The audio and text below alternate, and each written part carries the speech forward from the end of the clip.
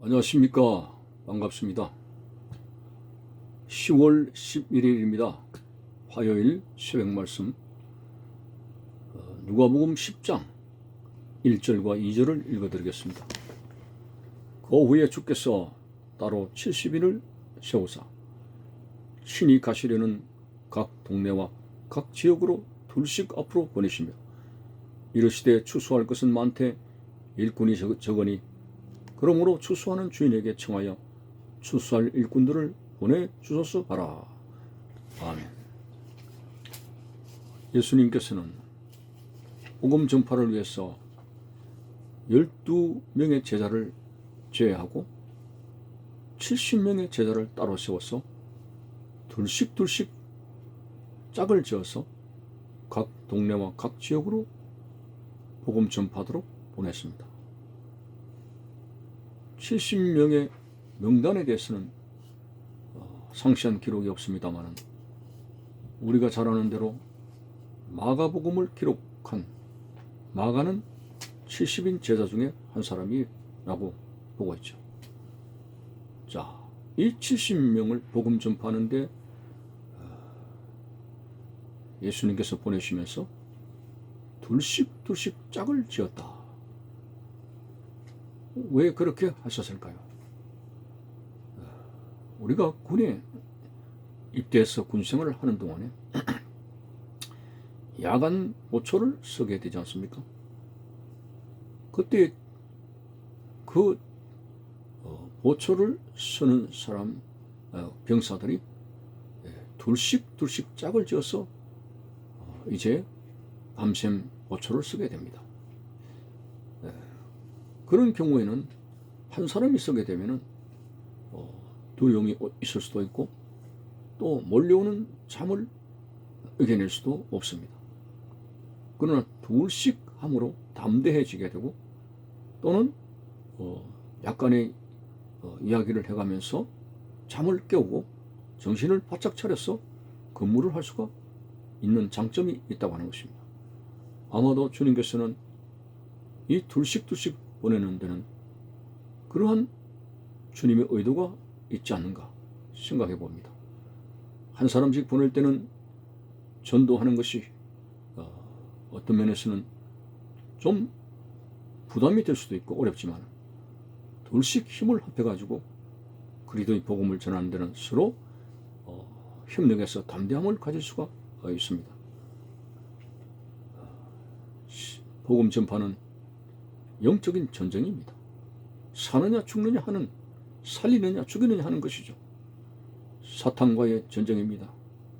사탄은 이 땅의 사람들을 어쨌든지 온갖 타락의 욕구에 끌려서 사람들을 하나님과 분리시켜서 지옥으로 끌고 가려고 하는 그런 안간 힘을 쓰는 것이 사탄의 세력이 지금도 활동하고 있습니다. 이러한 사탄의 세력 속에 든 영혼을 건지는 복음 전파의 사람들도 이 사탄과의 전쟁에서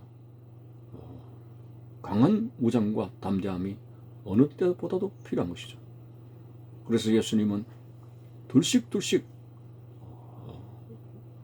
하나님 말씀으로 무장해서 복음 전파를 보낸 주님의 의도를 읽어볼 수가 있습니다. 그리고 2절에 보니까 추수할 것은 많되 일꾼이 적으니 그러므로 추수하는 주인에게 청하여 추수할 일꾼들을 보내주소서 라는 말씀을 했습니다. 주님을 알지 못해서 죗값으로 지옥으로 떨어지는 사람을 복음 전도해서 구원시키는 일을 예수님은 추수에 비유했습니다. 우리가 일반적으로 추수는 농부들이 밭에 씨를 뿌리거나 논에 모를 심어서 이제 결실 때가 되면은 이제 거두어 들이는, 창고에 모아 들이는, 이것이 추수의 개념인데 영혼 구원을 예수님은 추수라고 비유를 하신 것은 그 사람의 영혼은 하나님의 말씀을 받아서 영적으로 성령의 역사로 점점 성숙되어져 가고 익어가는 그러한 섭리가 있습니다. 그리고 다 있게 되었을 때 천국 창고에 모아드리는, 이게 바로 영혼 구원의 특별한 하나님의 섭리를 볼 수가 있습니다. 우리가 주 예수를 믿어라, 그래서 복음을 받아들이고 예수를 믿게 되고, 점점 우리가 예수님을 닮아가며 말씀과 성령으로 역사로 인해서 우리의 신앙의 성품이 성숙하게 되고 성장하게 되는 것은 마치 시퍼런 열매가 점점 익어가고, 그것이 결실 때가 되면 추수하는 모습과 같아서 예수님은 영혼 구원을 추수에 비유한 것으로 생각할 수 있습니다. 그런데 주님께서는 안타깝게 말씀하십니다.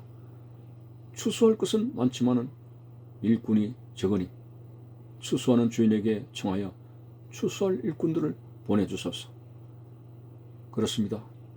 주님을 따르는 자들에 대해서 어제 새벽에 말씀을 드렸습니다만, 이런 저런 이유 때문에 결국은 따라가지 못하는 사람들 모습 보면서 복음 전파하는 일꾼이 그렇게 썩 많은 사람들의 숫자가 아닌 것으로 봅니다.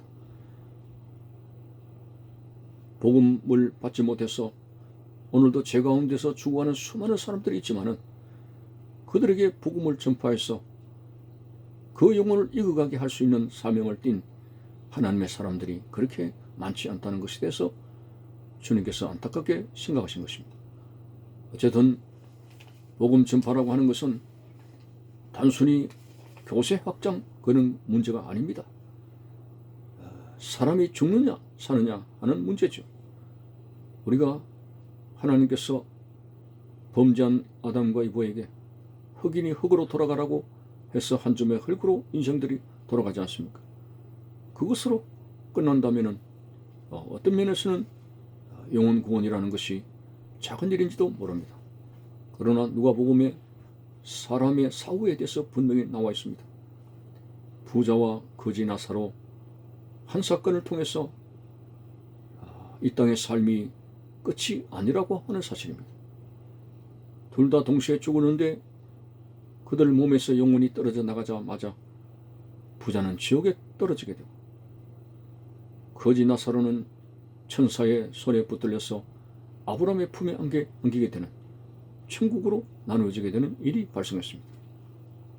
이것은 비단 그때의 부자 그리고 거지 나사로에게만 일어난 것이 아니라 오늘 지구상의 모든 사람들, 한 줌의 흙으로 육신이 돌아갔지만은 그 영혼은 육신을 빠져나가는 순간에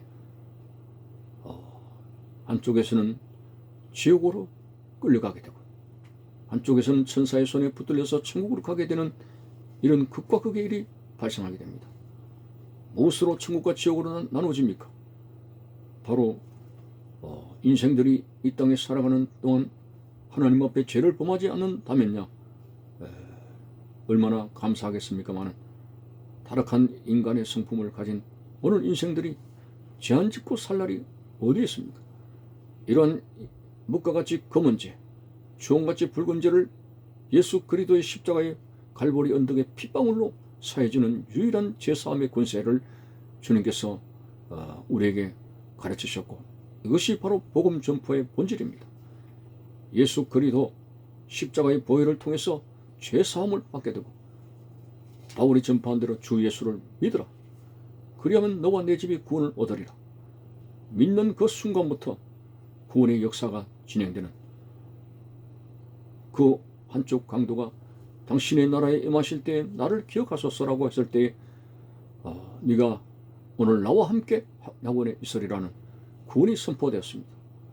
삭개오가 회개의 고백을 했을 때에 이 사람도 아브라함의 자손임이라고 순간적으로 구원을 선포하셨습니다. 그렇습니다. 예수 그리스도를 나의 구주로 영접하게 될 때 오늘 그 회개함의 역사를 통해서 예수 그리스도의 보혈로 말미암아 죄사함의 역사가 일어나게 될 것이고, 그리고 이 땅에 살아가는 동안 주님을 닮아가면서 점점 우리의 영혼이 성숙되고 익어가는 성령의 9가지 열매를 주렁주렁 맺게 될 것입니다. 그래서 풍성하게 익는 이 열매의 결실과 같은 영혼의 추수 때에 주님은 천국 창고로 우리를 모아드리는 것입니다. 어쨌든 오늘 예수님께서는 70명의 제자를 둘씩 보낸 것은 이 세상에서 그 어떤 일보다도 중요한 일입니다. 오늘도 십자가 걸고 교회를, 주님께서 피값으로 세운 교회를 통해서 그 어느 것보다도 무엇을 먹을까 마실까 입을까 하는 모든 생계의 전선에 뛰어들어서 복음을 전파해서 예수 그리스도를 통해서 구원받을 수 있는, 지옥으로 떨어지지 아니하고 확실히 하나님 나라에 들어갈 수 있는 그런 전도자들의 열심과 더불어서 우리들도 교회를 중심으로 이 복음 전파에 힘을 쓰며 수많은 생명들이 구원받을 수 있는 일에 기도하고 주력하는 우리의 모습이 되어져야 될 것입니다. 감사합니다.